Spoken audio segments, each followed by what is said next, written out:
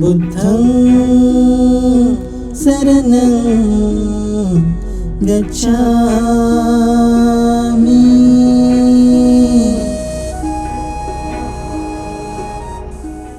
पहला भाग, जन्म से प्रवज्जा कुल।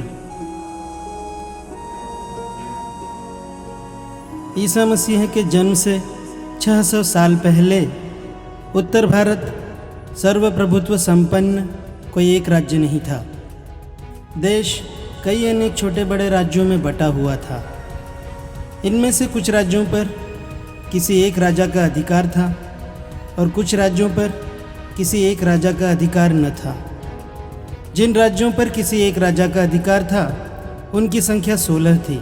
उनके नाम थे अंग, मगध, काशी, कोसल, वज्जी, मल्ल, चेदी, वत्स, कुरु, पांचाल, मत्स्य, सौरसेन, अश्मक, अवंती, गंधार तथा कंबोज।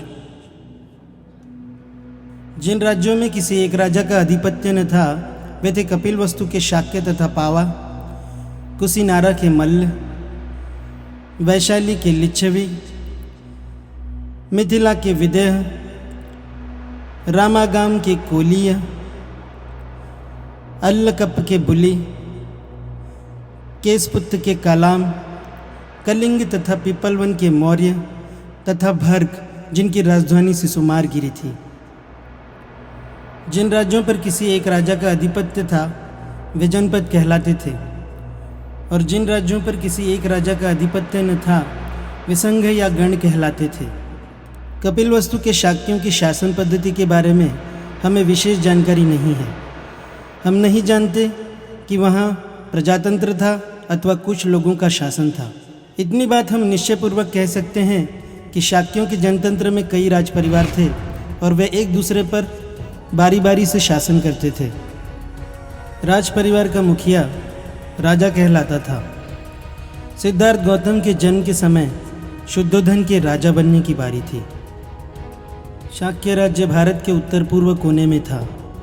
यह एक स्वतंत्र राज्य था, लेकिन आगे चलकर कौशल नरेश ने इसे अपने शासन क्षेत्र में शामिल कर लिया था। इस अधिराज्यिक प्रभाव क्षेत्र में रहने का परिणाम यह था कि कौशल नरेश की स्वीकृति के बिना शाक्य राज्य स्वतंत्र रीति से अपने कुछ राजकीय अधिकारों का उपयोग न कर सकता था। उस समय के राज्यों में कौशल एक शक्तिशाली राज्य था। मगध राज्य भी कुछ ऐसा ही था। कौशल नरेश प्रसेनजीत और मगध नरेश राजा बिंबिसार सिद्धार्थ गौतम के समकालीन थे।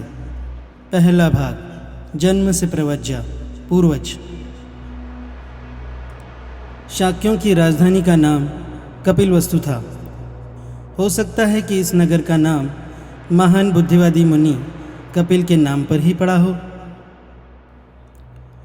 कपिलवस्तु में जयसेन नाम का एक शाक्य रहता था। सिंहहनु उसका पुत्र था। सिंहहनु का विवाह हुआ कच्चान से।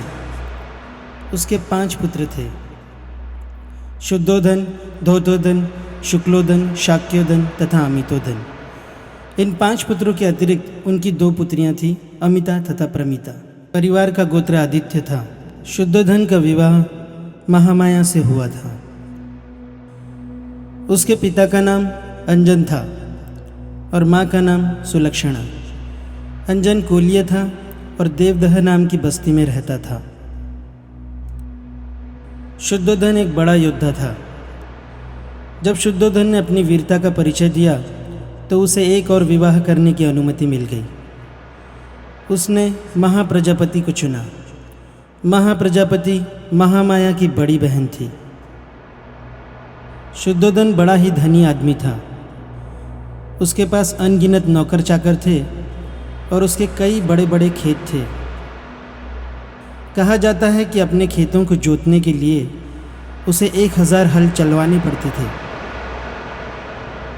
उसके कई महल थे और वह बड़े ही अमन चैन की जिंदगी बसर करता था। सर्वपापस्य करणं कुशलस्य प्रसपदा सचित्तपर्यधपनम् ये तं बुद्धान् सा